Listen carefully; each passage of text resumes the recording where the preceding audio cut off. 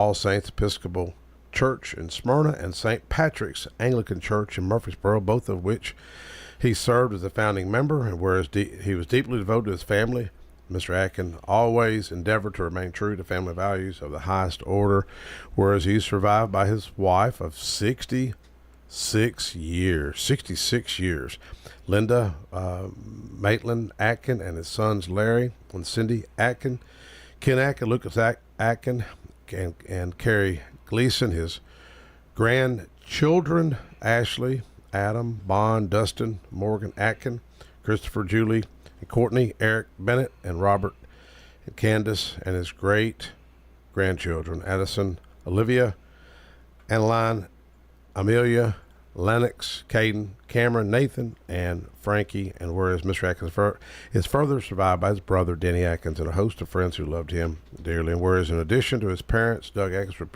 preceded to death by his daughter, Melissa Renee, and his brother, Don.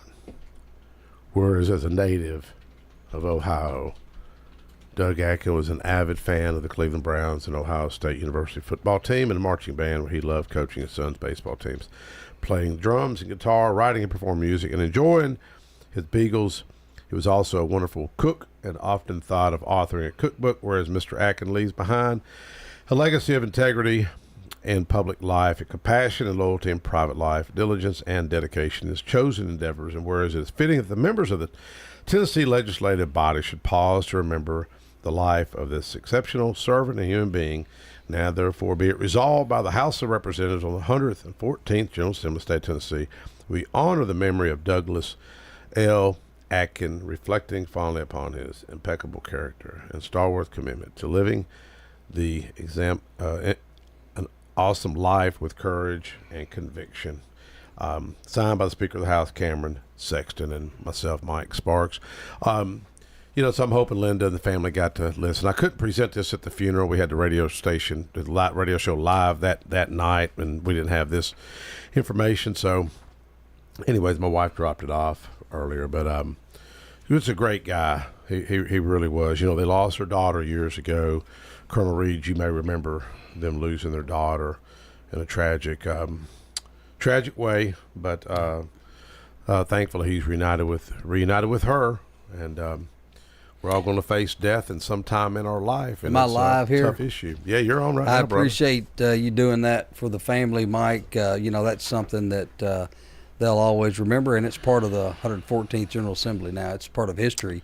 Yes. And Ken Atkins was a great servant of our community as a police officer. I know he went up to Livingston for a little while, and he's back in Smyrna. But that was very nice of you to do that. Well, you were telling me, and the folks at home, Colonel Jim Reed, we in Smyrna and Rutherford County know as Jimmy. Is that okay to say Jimmy? Jimmy, yeah. That's okay. It. Do I have to salute to?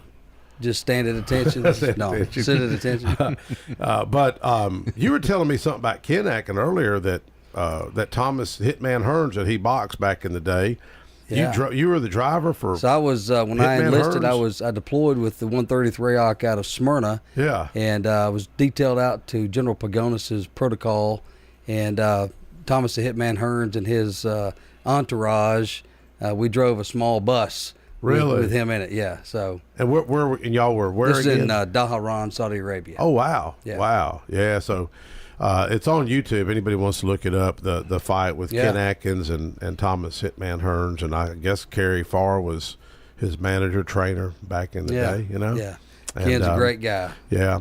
And I've also got not only Jimmy Jones, I got Marcus. It's Manise, right? Am I saying it right? Yeah, Marcus Manise. Manise. Yeah. And I got you. I sent you a message at the last minute. I was thinking about what would be a good topic for this show. Last week we talked about mentors and fathers, and I thought, you know what? We'll just pick right back up on that topic. I think I saw that with another guy you had on, so I forgot. The Lord lined that up, man. Yeah. I mean, what's the odds? I happened to be at a chamber event, and I just I brought this issue up, the rising rate of fatherless, and I think there's a direct correlation with the problems we see in our culture. Yeah. And our prison budget has increased $600 million since I was elected years ago, and I really don't see nobody really talking about it. I see you stepping up, and Colonel Reed and a few, but not many people step up that the Lord lined that guy up. I happened to see it at Chamber. I said, man, what do you do? He says, well, I got a mentorship program. Yeah. And, Seeds of Praise? Yeah, I think yeah. I forgot his name, but I think the issues that you're talking about is, when you say you have 600. Oh yeah. Terrence Hayes. Yeah. We just had a meeting a couple of weeks ago about bringing the issue up to the floor. I think for me is that I just want to be more of action with mentorship. It's a very long, grueling process trying to change a kid's life who's already upset because his father's not in the home. Yeah. That's upset and mad, and his world is kind of like imbalanced because he's like, why don't my dad want me? Why doesn't my dad want to spend time with me? So our organization just wants to be a little lift and know that, hey, we can't be with you all the time, but we got some set times where we can hang out with you and father you the best way we can. Jimmy, what did you see in the military? 'Cause you went in when you were how old? Like 19? I was young, probably 14, man. You were young. I was young. Well, I think you've got the coolest story. And I know I've encouraged you and others, man. There needs to be public service announcements and guys like you, be in that video to encourage folks that maybe don't know what they want to do when they're coming out of high school or even college. But you said you met a recruiter, at MTSU, right? Yeah, well, I went to MTSU, and I didn't realize at first that you had to go to class. I thought it was just, you just went up there for a good time. Partying. And I realized you had your Jeep. Yeah, I realized. And you're a stud. Everybody remember you big stud back in the day. Do you still want me to call you Magic Mike on the air? No. Okay. I would talk about we dated the same girl in high school. Oh, we my won't go there goodness. though. At the same time. Can we take a commercial break? 'Cause you married one of my best friend's little sisters. Yeah, and you did good. But I just decided, hey, I need to do something to kind of man up. Yeah. And I went to basic, and it was the best decision I ever made. I served 34 years, 31 was active in the Tennessee National Guard, and it was good to me. And I had to deploy a couple of times, but Sheila and I just celebrated our 34th wedding anniversary. Good for you, man. And we have 5 wonderful sons and 3 grandsons. So I know what it means to.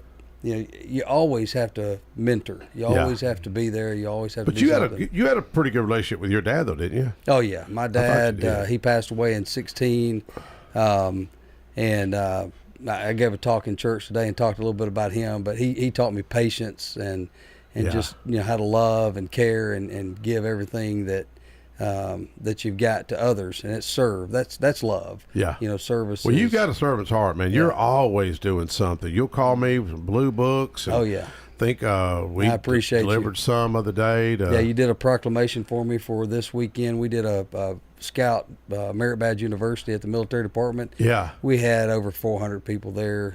Really? 350 scouts. Well, Ronnie Glenn, who I served with, and when's he coming to your event? Ronnie Glenn, I've invited him to speak at Boys State on the 29th of May. Again, that's another program for young men to learn leadership and really learn state and local government, teach them a little bit about physics. So that'll be the 25th through the 30th of May. Yeah. And we've got a lot of great VIPs lined up to speak to these young men. Well, Ronnie, he's Representative Ronnie Glenn. Do you know Ronnie Glenn out of Clarksville? He's out of Clarksville. He's a retired master sergeant serving on the. I heard the name. Okay. Yeah, I heard the name. Well, I got what I did when I had this resolution, just trying to bring some awareness to this crisis epidemic I think we're in. I did something. Actually, it's a pandemic. I called on every lawmaker, and they were all male lawmakers on this committee, but I guess it's the Big Brothers Big Sisters had heard about this, and they wanted to speak, and it was 2 ladies. And remember, my resolution speaks about males, and I didn't know because you really don't know what somebody's going to say. Yeah. If they want to testify, but they were saying. They were saying it's so hard to get men to volunteer.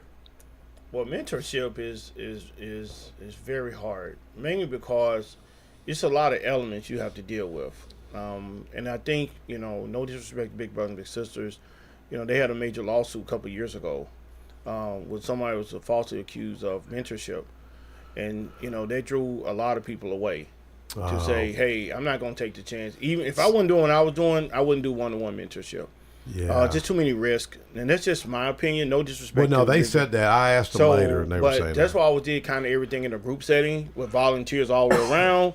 Then that keeps everybody safe, you know. And if I had to do any one-to-one, I took the risk of doing it and not put volunteers in that line to be able to do it. But I think the biggest thing is that's what you see a lot now is women stepping up and doing some of the things that men should be doing. Yeah. I tell men should. I was speaking I just got back from LA from speaking at a conference. Oh, really? Yeah, so I'm running on jet lag. But if you call, I'm coming. Yeah, so, I appreciate you. So if I look a little sleepy, please forgive me. But once I see, you know, I tell men when I said at the conference, I said if every male just helped one kid in some kind of aspect, then you would be breaking a whole bunch of generational cycles. You know, we all have a busy life. We all have things we're trying to achieve and do, to do. But can somebody take time out of their life to say, you know what, I'm going to pour into this young man's life, help him with career opportunities where he can go out here and do something in his life? Because if kids, especially kids in the inner city, if they don't get exposure to things, how do they know there's a world outside of where they live at? Yeah. So that's what we want to try to do with our organization, to say, you know what, let me take you to this, like this Saturday in our mentorship program, this coming Saturday, we teach a young man the power of grilling. Grilling. Just learn how to grill. There are some boys that just do not know how to even put charcoal down on a grill. I was trained by my father how to grill. Now, I ain't no master griller. Okay. But I could do some of the basic grilling. That's cool. Because I never perfected it. But you wouldn't really realize how many young men. I asked a young man 2 weeks ago, you ever grilled? He's like, never grilled before. I said, do you know the first thing you do when you put charcoal down? He was like, no. So young men, when fathers are not there, who's giving these kids the exposure they need to say, you know what, I want to have a better life. I want to be able to go out here and do something different from what I've already been doing. And so that's why mentorship is so important. So kids, especially kids in inner city communities, the school that I work at, volunteer my time at, is inner city. And these boys already are adapting to street life. Yeah. Not careers or anything else. They're adapting because that's what all they see. So I'm trying to go in here and change your mindset to say, look, if you give me a chance, I can show you how you can have a better life. It won't be a perfect life, but it'll be better than what you see right now. And so that's why I say mentorship is so important. Unfortunately, you have a CEO that's a female of Big Brothers and Big Sisters, and more men should step up. Step up, even if it ain't Big Brothers and Big Sisters. And you can volunteer with a mentorship. If I wasn't doing this, I would just volunteer my time. Yeah. And just, and that's what I would do. I would just volunteer my time. You need to meet Representative Ronnie Glenn, because he spoke up, and when I call on people like that, and I don't know what they're going to say. I mean, I'm kind of putting them all on the spot, but it really turned into being really powerful. Like Chris Hurt, he mentioned a coach in school. He mentioned him by name. Scott Zapicki, former professional baseball player, mentioned his parents, and I think the chairman of the committee, Slater, mentioned, I think his parents. Jay Reedy, Jay, Colonel Jay Reedy, great guy, and Jay mentioned the Army, and then Ronnie mentioned Army, but Ronnie mentioned volunteering over there a few years ago. But he'd be good for you to get connected. Well, just give my number and make the connection. Because like I said, the more volunteers you can have, and the thing about this crisis, or I say pandemic, you're never going to solve it. Yeah. It's never going to end. Yeah. I mean, people are going to continue to have sex. They're going to continue to bring children to the world. You're going to have unresponsible kids. I mean, it's just happened. Yeah. But my mother told me the best advice. She says, just save one. Amen. Your goal is, so if we had more men just save one child, look what kind of dent we can make. Yeah. It's a shame that your budget is so big for prisons. Yeah. Oh, that's exactly. That's a shame, because statistics shows that kids that cannot read and write by third grade, they're already creating a prison. I said that in the committee, and I said, if we don't reach these young people, we better be ready to build some prisons. And somebody took an issue with it. I mean, I'm just being straight up with it. Yeah. We've got some important legislation coming up this week. That's it's about these undocumented immigrants, these kids, and I really don't plan on supporting it, just to be straight up about it, because if we don't educate these kids, they're going to get educated somewhere, and it's going to be on the streets. Yeah, the streets going to educate them. You know, and even from an economic perspective, you know, I think Dr. Charlie's got an economics degree, and you know, it's about $29,000 to incarcerate an adult. To incarcerate a juvenile, it's like 150,000. Wow, I didn't know that. Oh, it's high, yeah. And but you know, it's to me, it's more, it's a better investment to educate them than. I'm not saying everyone that does get education going to go to prison, but there is a direct correlation that will happen. Jimmy, when you look back at I mean, would you encourage young right people after to go? you said prison, you said my name. Okay. All right, come on. You know, but did you, when you look back at because you and I have talked about, I've called you, just for the fact I called you last week to say, hey man, what can we do to look at something to encourage young people, young men, to go into the military and get. I don't know how we get more creative. I mean, I don't know if there's a, you know, what's this? What are we doing now that's incentivizing? You know, students, young people now. You just have to do little things. You know, get them involved. They don't know what they want, what they need. They go to the easy button. You know, they'll what's cool, what their friends are doing. It's peer pressure. It's been there. It always has been. The other thing is, you know, healthy diet, exercise, getting them out there, do hard things. I always pushed my boys to do things. I mean, I got off work one Friday afternoon. We drove to Washington, D.C., got it in D.C. on 5 o'clock Saturday morning. They were both still in high school, and we ran the Army 10K on Sunday.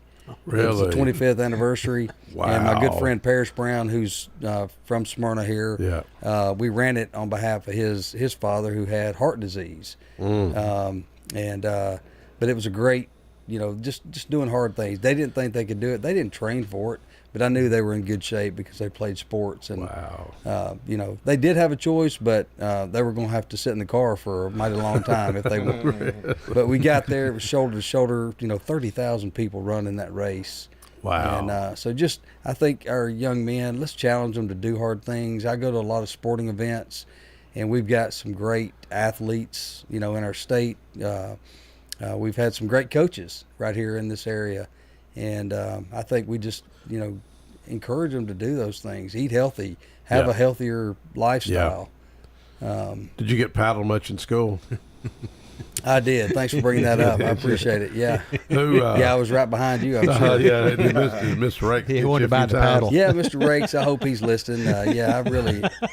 He is definitely a treasure in our community. Bud Rakes, principal when I was going to high school. He was actually a coach, and he coached our team for a short period whenever they were in limbo with coaches. What'd you do wrong in school? What'd you do? It was somebody else's fault, I'm sure. I was in. Yeah. Did your mom and dad know you got in trouble in school? Oh yeah. I always had to go home and tell them. Oh, you did? Yeah, I didn't have a choice. They sent me home and would say, hey, you need to tell your mom so she can write a note. How did you do it, man? How did you lead in to tell your mom? You know, my parents were very kind. I was an only child growing up, and so I did no wrong, Mike. Yeah. So it was always somebody else's fault. Y'all lived over there in the Springs? In the Springs, yeah. It's really grown up now, and I saw the Nissan plant. Being built? No. It was a cow pasture, so that's how old I am. Everybody listening, thank we you. were talking about Facebook Live. You didn't want to share it. I love that story you talk about. You called me up one day and told me, you said, I think you heard Marty Lupp was on the radio or something, and said y'all were playing football out front yard, and Marty said, give me that football. Let me show you how to kick this ball. Yeah. You said I held the ball. Out. I held the ball. He had just had knee surgery or something. He still had a brace, and he kicked the ball and threw his knee out and limped back to the truck, saying a few explicitives.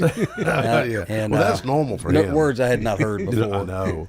So, man, we love you, Marty. He was. We were on the back row at our church, at Parkway Baptist, and they were doing the communion, and I know my wife. She's I can't believe you're telling that story. And so my wife was sitting between me and Marty, and Marty's like a bull in a china shop, and so I had the the little wine, and I'm holding it, and then I pass it down, and Marty just knocks his out like it's a shot glass. He goes, Mike, you can put yours up. And I was like kind of nervous, kind of shook up, and my wife's between us. I said, man, just pass it down. And I took my arm and I kind of real quick, like, pass it down, man. And I knocked my wife's glass over on her lap. And my wife said, she looked at me. She told me later, don't you ever sit with me beside Marty again. I know she's listening like, oh, my gosh. And speaking of my wife, we got 36 years of marriage tomorrow, brother. Yeah. Congratulations. 36 years. It was on my list of things to do yeah, here. I told her to remind me. Yeah, remind me. I had a couple of things I'd Yeah, like go to ahead, mention. Roger. I can get Jeremy in here, but my son went to Boys State 2004. Okay. Up at Cookville. He's graduated Blackman. Okay. And I was trying to find him when he was marching out on the field. Yeah. He was the guy leading them. He was Okay. the So main he was guy. the adjutant. I guess he's the one that had him up front, all that, So Yeah, they lost a few numbers after COVID, and so they kind of cut that part of it out. We do we do march them over in a parade in the Hooper Evelyn. But anybody listening that has a rising senior, if they have, and they're in the top third of their class and they can get $425, somehow, we'd love to have them. that was great. And he actually ended up doing pretty good. He's an attorney now, so he's doing all right. That's great. That's great. But yeah, we had a local Rutherford County. His name is Alvin F. Meredith. He's Tripp Meredith. Is the president of BYU Idaho. Really? And he was the president or the governor of Boys State. Sorry. Okay. And then they go on to Boys Nation and elect the president. But yeah. But that right was here in awesome. I Rutherford remember he County. really loved it. And we did too, going there and watching it. The camaraderie, whatever you call camaraderie, it. yeah, it was really cool. But I'm going to make a couple now, so I'm go going to ahead. turn this over to Jeremy. We jumped into y'all a little too quick. Oh, we had all this orchestrated. And, Everyone look at me. So I'm trying to get I'm sorry. Yeah.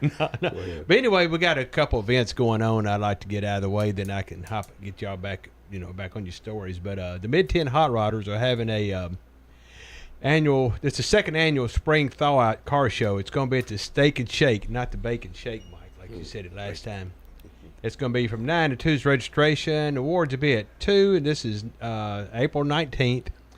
And also, Rolling Thunder, Tennessee #1. We're going to be honoring the veterans, past and present, at the VFW, Smyrna, Post 842.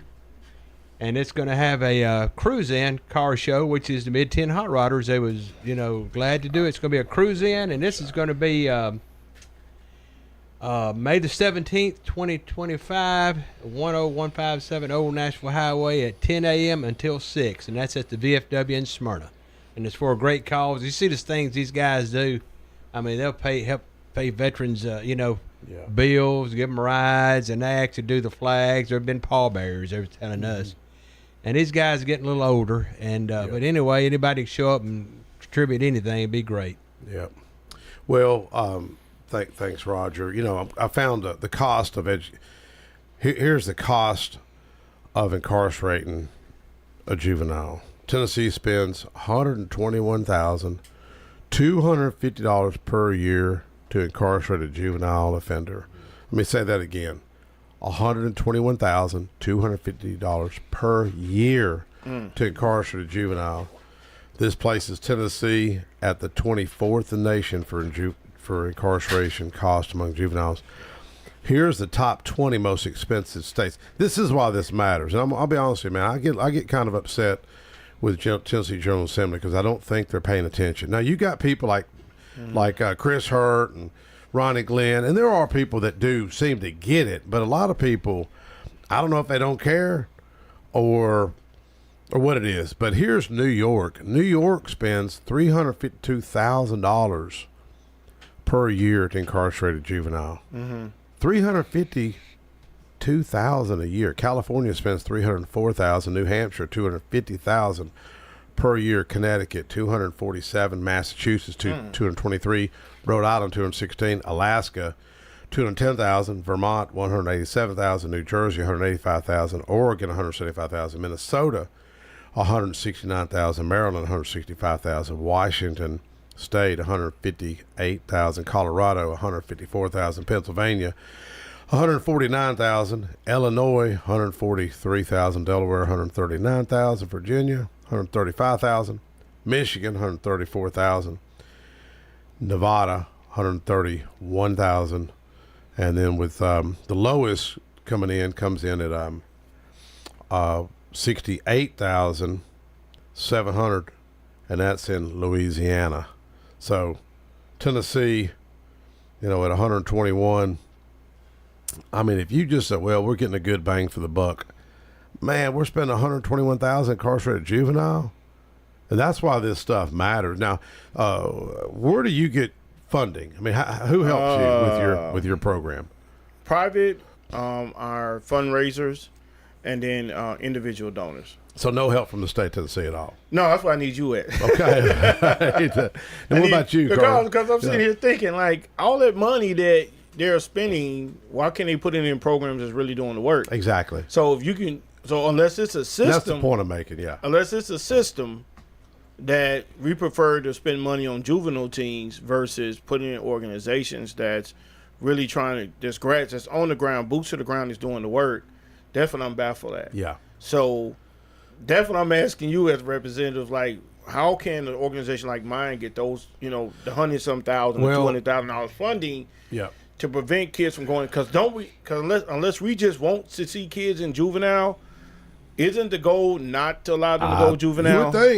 You would think. Isn't that the goal? That's what I would assume. That's the goal. Unless is some backdoor rich people that says, you know what, let's get some kids in juvenile so we can make some money. So that's the only thing I don't know, because I don't know the system well enough to figure out. That doesn't make logical sense to me. No, it doesn't make sense. But it does tell me, when you tell them stats, is that if dads don't step up, that's going to continue to happen. Yes. And if dads don't sit there and take care of their children in some kind of capacity, because I was just like you, Colonel. I had a great father who trained me. I never seen jail, never seen juvenile, because his method was, I'm going to work you to death where you don't too tired of getting in trouble. Yeah. So we worked from sun up to sundown. So by the time you got home, your body's shot. Yeah. You ain't going out nowhere. Where'd you grow up at? Grew up here, born and raised in Nashville. Born and raised in Nashville. Your dad's still around? Yeah, my dad's still living, lives in Springfield. Good. Country guy. He loves the country. Yeah. And my mom, she don't like her. She grew up in the city, but she do it for my dad. So, so I say I'm half country, half city. So I grew up working with my dad in the country, and then grew up in the city. And just my love for fatherhood, just from mentoring my cousin. Yeah. And I asked him, where's his dad? Why are you asking me? I asked my mom that when she had me be his mentor, like, where's his dad? Why are you asking me to do it? And she said he don't have no father. So I was awakened to a world 22 years ago of, I call it the greatest pandemic no one talks about. It's the fatherless. It's a pandemic. So if you have one out of four kids have a dad in the home. Yeah. 1 out of 4 has a dad. So those stats going to continue to grow because we have this problem here. And if there's no funding for organizations like mine that really want to be grassroots, hire people that can go ahead and get these kids, and it's a system. And so I need to retire and enjoy the rest of my life, because it's not going to work. So no, Men of Valor. they're Men of Valor, but see, they're doing some great work out there. But I want to be preventative. I don't want them to get to prison. Yeah. I understand people go to prison. Exactly. I mean, stuff happens. But I want to be preventative. You can prevent kids from going to prison. Absolutely. You can prevent them. Now, Men of Valor does great work. I'm not knocking Men of Valor. Yeah. All I'm saying is that, what can we do to prevent? My dad did preventative. I'm going to prevent y'all from going to jail. Now, if you turn 18 and you choose to do crime, that's on you. Yeah. But my whole goal is that, why can't we get funding to be a preventative measure, teach kids what they need, or even careers, bringing someone from the military. Hey, college may not be for you, but what if you can go to the military? Yeah. And you have somebody come in and explain what all 4 branches does, and what kind of careers you can have in the military. What can you have when you leave? 'Cause I hear a lot of people say a lot of kids go in the military, they come out and they have nothing. So if you don't gain knowledge in career movements and everything where you go, because I was that kid. I had 2 great parents, but it took me 12 years to figure it all out. Yeah. 12 years. Our intern, jump in there, Jeremy. Hey, Mike, how you doing? Doing good. Jump in there. Yeah, I mean, just like you said, there's a whole bunch of jobs in the military.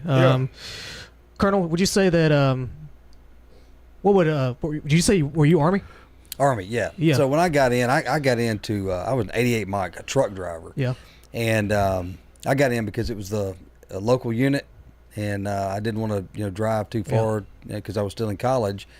But when I got out, I needed a job, and so my commander did a waiver, and I got a job. Well, the General Assembly passed a law in the state several years ago. I think Mark Green actually was the senator on that bill.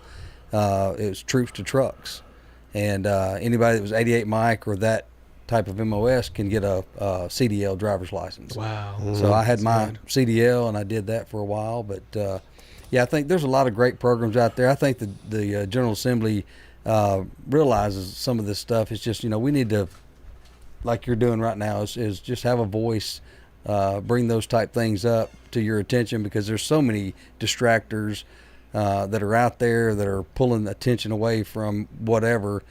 Some of it frivolous. But I think just bringing these things to light, I think will help. The scouting movement also had a little bit of a road bump there for a minute. I've been doing it since 1998, right here in Rutherford County, where I started. But I'm working with a retired general, Major General Bill Hickman, and he's a scoutmaster for a troop in Nashville for at-risk youth. Yeah. And so we're doing great things. We also have two deep leadership. We don't do anything single, and just a lot of great things are happening. There's 12 points to the Scout Law, and I won't mention all of them. But trustworthy and loyal are two of those top things. Yep. I added a 13th one is a scout is hungry, and you're doing the barbecue stuff. So that right there, you're talking to them. That is if you can feed them, man, and they can feed themselves, that really boosts up their confidence. And I think anything we can do to boost their confidence and just give them some self-worth and some praise, I think needs to happen. Well, that's why we do the every other Saturday sessions. I try to do. My mom told me to.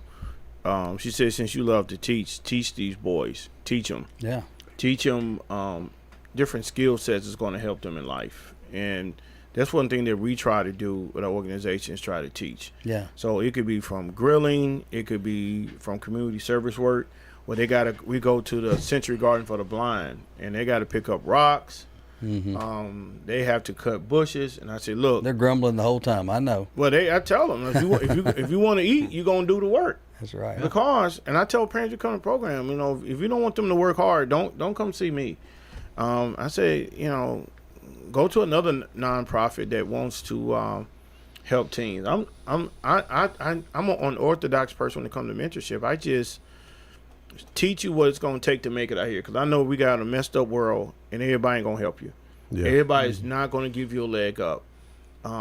So if we can be an organization that's true to, I teach what I know, from education, careers, everything. I teach you what you need to know, and that's one thing. That's how you can prevent kids from going to juvenile, is teaching them what they need to know. And then I tell parents, especially single moms, that I say is that, and why we have a program to help single moms, is if we can get you together and teach you, give you strength, because it's hard being a single mom, you're going to save the child. Yeah. But I tell single moms, because sometimes single moms look at us as like, not so much a daycare, but I've been with my child 6 years now, you fix them. Yeah. I don't do all that. Exactly. I ain't trying to fix you at 16. Yeah. So if I can get you in second grade and I can guide you, you're gonna be perfect. So it'd be preventative. Let's take a quick break, folks. We'll be right back. All right, thanks. Yes, sir. Josh Moss with Affordable Heating and Cooling provides residential HVAC and duct cleaning services to the Middle Tennessee area. With more than 20 years of experience, Josh Moss and the AHC team provide 24/7 service and take care to ensure whatever work you need done is done in a professional, timely manner. Contact AHC at 615-745-1676. That's 615-745-1676. Or go to their website at affordableheatingandcoolingtn.com.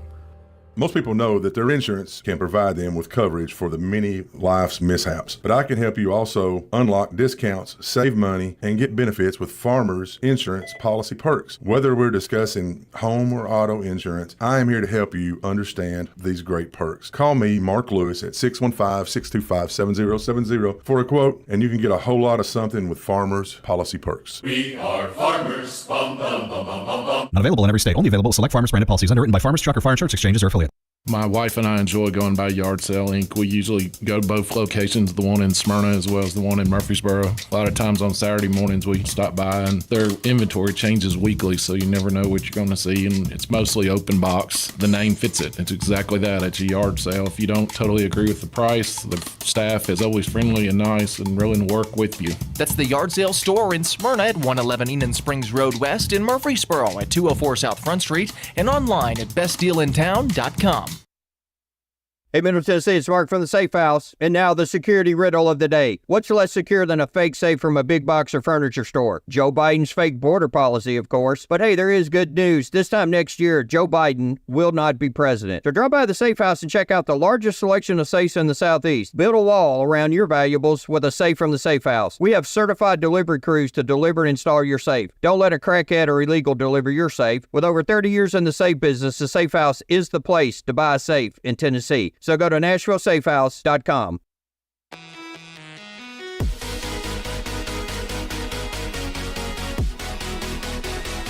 All right, we're back. I got to update that Safe House commercial. Mark Brassfield, Safe House, 4th Avenue. You know about the gun safe bill that I passed? Yeah. Cutting tax off gun safe. That was literally a miracle. But I just happened to call Mark, asking if he'd come up testify, and we were able to get it done. That bill had been ran, I think, 4 years in a row, and we were able to get it passed. But, speaking of juvenile crime that we were talking about, you've seen a rash of stolen guns out there, and sadly, the tax cut has helped because his sales have went up as far as people investing in gun safes.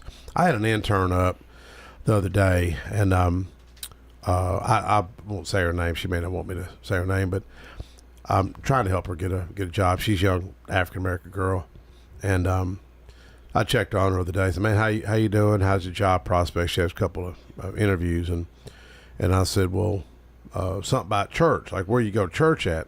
She said, "Well, I'm from Memphis, so I went to church down there." She said, "But my pastor got shot and killed." I said, "Do what?" She had a female pastor. She said a 14-year-old boy. Yeah, I heard about that. All right. Shot and killed her pastor, I think, in her own driveway to steal the truck. So here's why this matters. I mean, I just thought, man, we're so blessed to live here in Smyrna, Murfreesboro, Laverne. I'd have never thought, pastor get gunned down by a 14-year-old to steal a truck. But here's why we need to care about this. Remember, I just said it's 121,000 incarcerated juvenile. That young man is probably going to get how long of a sentence, Marcus? 5, 10 years? First-degree murder? You looking at least 25, easy. Man. Or they could try him as an adult and he get life. So let's just say 20. Yeah. 20. Colonel, how much is that? 20 times 121,000. Is that per year? 121,000 per year. God. Yes. Man. So when he turns an adult, the price comes down. I don't know if it's the economies of scale or what. But you think, all right, if he's 14, there's almost $500,000 right there. Then if he's in prison 15 more years, times roughly 30 years, I mean, there's $1 million the taxpayer's going to pay on that one kid that did that crime. And this is why this stuff matters. And like I said, we talked about this last week, and I was thinking about a show, and I thought, this topic to me is so important because I'm telling you, man, there's a book of lobbyists in Nashville, and I've keep it in my desk drawer just to show people who's lobbying for these issues. I've probably even done it to you when you were up. Who's lobbying for these issues? Yeah. It's 68 pages, 5 people per page, and they're not bad people. They're just hired guns to do their own corporate bidding. Yeah, but there's nobody working on this. I mean, I see you, and I see folks like Colonel Reed. and I see was it a Haynes Terrence. Terrence Haynes, and I think had another gentleman. Was it? I want to make sure I get his name right. E.C. Collins over here at Patterson Park, and and others that's trying, but I think we need to really look at how we can invest in these young people. Well, yeah, you're the expert in that. No, I'm not an expert. So, y'all the experts. I just want to be the conduit. We're trying to work, but we got to get funding. We have to get funding to do the things that we need to do outside of grants. And you have to find. Is there any federal monies for y'all? No, I haven't done federal. We applied for the fatherhood grant, but we didn't get that one. I've only done one state grant with Bill Lee back in 2020 when COVID come out. Yeah, where we was able to help kids with virtual schooling. So those bigger ones I haven't found, and I need to research more. Go on the website and find if there any kind of contract work and stuff like that. That's what I'm doing now. I actually have a meeting in the morning with the Commissioner of Tennessee Department of Labor. Oh, so good. We're going to meet their whole team tomorrow to see, hey, we have a facility in Antioch. Let's just use our building to be able to either help parents in some kind of manner, or if it's people who are trying to go find jobs, teach them how to do resume building. You can teaching is the critical thing. Yeah, that helps people get out of all different kinds of situations. Is reading and teaching. Yeah, and if you can do both of those things, your life can be a whole lot better. Yeah. And so that's the thing that I try to promote, because a lot of these issues can be fixed if you get funding or if people take time out of their lives. And like you just said, you've been blessed to be able to live and be in a comfortable area. Yeah. My question is, everybody doesn't have those opportunities. Exactly. Church is only going to do so much. Yep. And you're going to go home. Yeah. And you're going to wake up Monday 9 out of 10 in the same spot you in. But if you could be taught, and then you have to have the mind to say, I want to change. I want to change my life. I want to be able to enjoy a better life. I told a young man at West End Middle, I said, do you want to continue living the projects or do you want to have a better life? I said, you in 8th grade, in 4 years, you're going to be out of high school. What are you going to do? Yes. Do you want to have a better life or do you want to just continue to repeat the cycle that your mom's saying? Yeah. I said, you're looking at somebody who has the ability to help you. So you accept the offer. It's like somebody handing you $1 million, but you don't want to take it. Or someone offering you a ticket for a better opportunity, do you want it? And so that's what we offer these young men. But because they've been through so much trauma and stuff like that, it's tough. I even had a young man, this baffled me about a month ago. I go in saying, hey, son, to every kid. Hey, son, how was your day? And this kid came to me and said, don't call me son. Oh, really? I ain't your son. Oh, really? Oh, wow. Yeah. Wow. I ain't your son. Yeah. And because... What was his reasoning? The main reason was that he never told me a reason. He said he was having a bad day, but when a kid doesn't have a father and you're saying that to him, he's trying to guard himself for not being abandoned or letting another abandonment hurt come to me. Say Mr. Marcus show him all his love and then Mr. Marcus walks away out of his life and never returns. Then that wound goes open back up, and that's why the topic that you're presenting, Representative, is so important. It's just not talked about a lot. And it's kind of like we just kind of put a Band-Aid over it, but it's one of your serious problems. You know, when you look at a lot of these nonprofits that are out here, 50% of them is centered around not having a father. So if you have kids going hungry, what good man want his child to go hungry? Yeah. I mean, I'm serious. Exactly. What good man? Me and my wife, kids, we just left dinner. And I'm sitting there saying, God, I'm thank you that I have money to be able to make sure my kids can eat and stuff like that. So that's why this topic is so important. It's so heavy. A lot of people don't like talking about it. A lot of people just want to close a blind ear to it. But I tell people, that's your problem. You know, when I see single mom going into church and no man there. Yeah. It's not brought. It's not brought to the forefront, and that's what you have. You have these things. You had a father.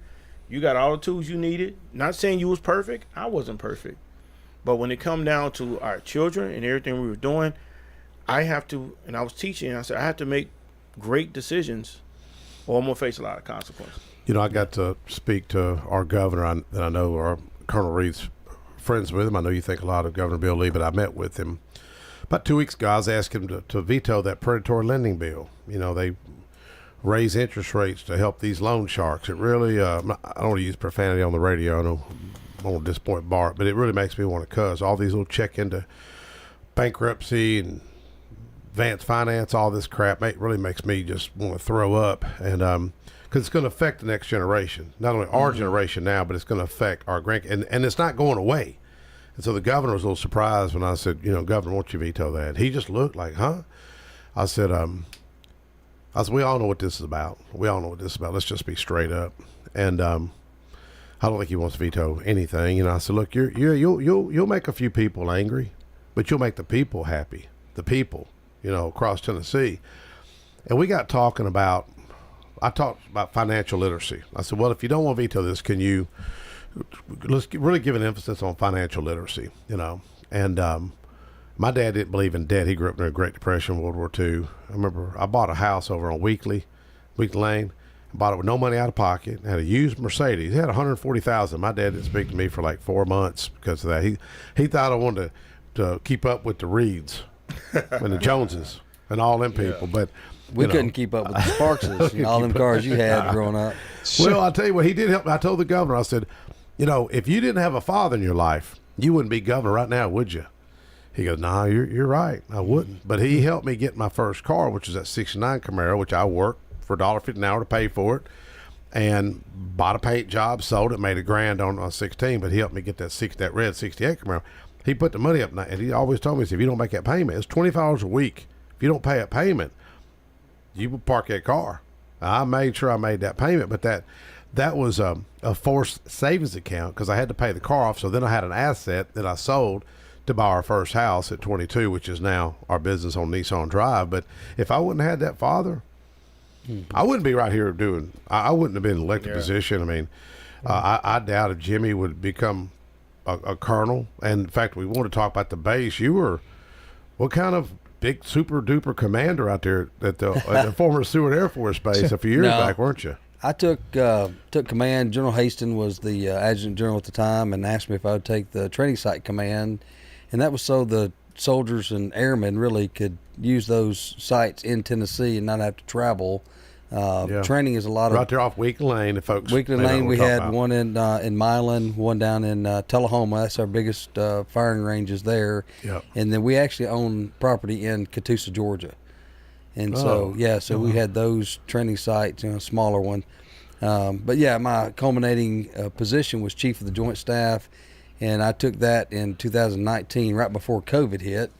And so we did COVID and tornado relief, flood relief, civil unrest for a couple of years there. It was and you served under was it Haston or Holmes? Well, General Holmes right? was the adjutant general at that and time. Were you deployed when Freddie Hahn Freddie Hahn was in life? my troop out of McMinnville. Yep. Freddie Hahn was a Bradley guy, 19 Delta, and he was a great Bradley tanker. You know, I may have told you where Spencer, you know, his boy, he was forward. His dad died. He remembers being at a base, but he don't remember his dad. But he called me back in December. He said, Mr. Mike got me a new truck. I may have already told you this. He got me a new truck. And I was like, really? What is it? He goes, Maroon GMC. He goes, the one you sold my dad before he was deployed. He said, my granddaddy gave it to me. Wow. And he had it out here in the parking lot. He's put a new paint job on it and all. But you think of trauma like that. You know, Marcus, you hit on trauma earlier. That stuff is real. You know, I never would have thought 5 years ago, 10 years ago, I'd be talking about these things.